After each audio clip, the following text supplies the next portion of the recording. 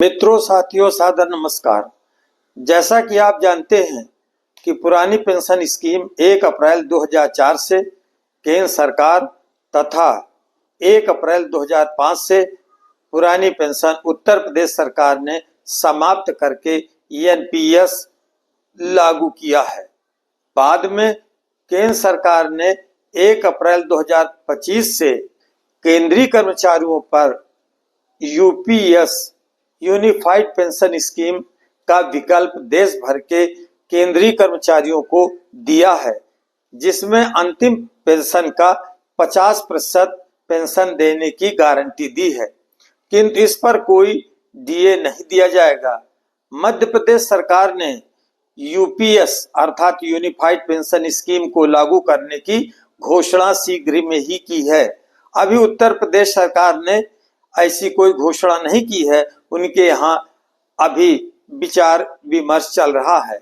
वहां के कर्मचारियों की प्रतिक्रिया भी ली गई है, किंतु पूरे देश के 30 लाख केंद्रीय कर्मचारियों में से 90,000 कर्मचारियों ने यूपीएस चुना है, जो कुल संख्या का 3% है, अर्थात 97% केंद्रीय कर्मचारी अभी भी ऊहापोह में हैं।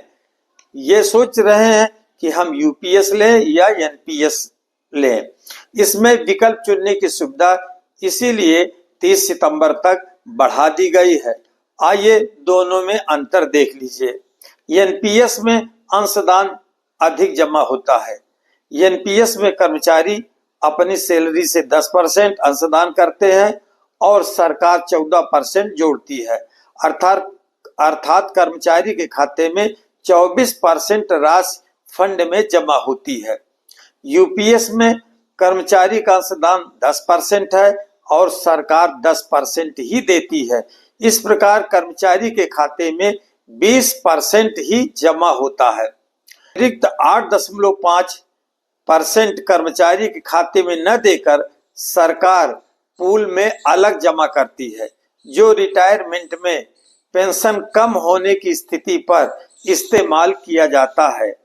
एनपीएस में रिटर्न औसतन 11 से लेकर 11.5% तक है, जबकि यूपीएस में घटकर 9.5% रह जाता है।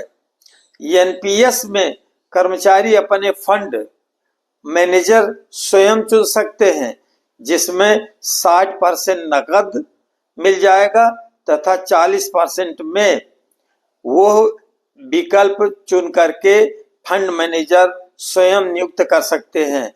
आइए देखिए कौन कौन से फंड मैनेजर हैं। SBI pension fund, LIC pension fund, UTI pension fund, HDFC pension fund, ICICI pension fund, Kotak pension fund. UPS में जमा राशि का 88% सरकार तय करती है कि ये पैसा कहाँ जमा किया जाएगा। सिर्फ 12% कर्मचारी अपनी पसंद से लगा सकते हैं। यूपीएस में अंतिम वेतन की आधी पेंशन उसको दी जाएगी। उसकी मृत्यु के बाद उसकी पत्नी को 60% पेंशन दी जाएगी, जैसा कि पुरानी पेंशन योजना में होता है। अर्थात यदि व्यक्ति 1 लाख रुपए पाता है तो उसको सेवानिवृत्ति में उस कर्मचारी को 50,000 रुपए दिए जाएंगे। यदि उसकी मृत्यु हो जाती है तो उसकी पत्नी को 50,000 का 60% अर्थात 30,000 रुपए पेंशन उसको मिलती रहेगी। एनपीएस में पति के न रहने पर पत्नी को उतनी ही पेंशन दी जाएगी और दोनों की न रहने पर मूलधन कापर्स की राशि आश्रित को दी जाएगी। लेकिन यूपीएस में ऐसा कुछ भी नहीं है। निष्कर्ष यह है कि यदि लंबी नौकरी है तो एनपीएस फायदा है, यदि नौकरी 20 या 25 वर्ष की ही है तो यूपीएस फायदे का सौदा है।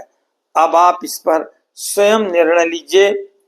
बहुत जल्दी ही उत्तर प्रदेश सरकार भी एक विकल्प अपने कर्मचारियों को देगी कि आप एनपीएस चुनते हैं या यूपीएस, अतः आप पहले से ही तैयार हैं। यदि इस यूपीएस और एनपीएस में कोई और बात रह जाती है तो कृपया आप कमेंट बॉक्स में प्रश्न डालकर उत्तर ले सकते हैं। यदि आपको यूपीएस और एनपीएस पेंशन के अंतर का यह वीडियो अच्छा लगा हो तो आप कृपया चैनल को महत्व देते हुए सब्सक्राइब करके इसका मूल्यांकन कीजिए। बहुत बहुत धन्यवाद। जय हिंद, जय भारत।